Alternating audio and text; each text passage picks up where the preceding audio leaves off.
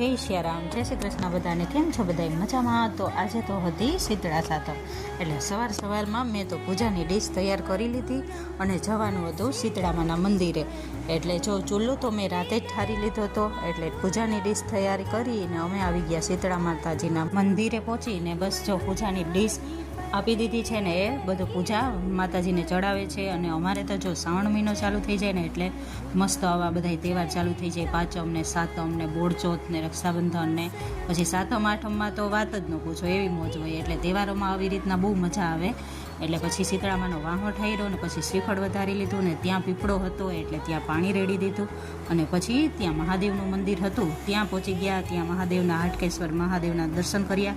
અને પછી આજે અમારા લાલજી મંદિરે શેરડીના હિંડોળા હતા એટલે શેરડી કાપવા પહોંચી ગયા.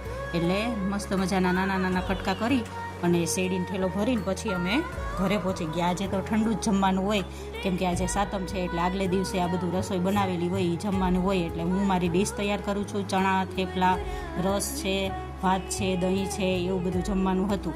અને પછી જમી કાઢવીને પાછો હિંડોળો ભરવાનો હતો એટલે હું લાલજી મંદિરે આવી છું. જો અમે હવે શેરડીનો હિંડોળો ભરીએ છીએ. દેરાણી જેઠાણી મળી અને મસ્ત મજાનો હિંડોળો ભરાઈ ગયો છે આવી રીતના.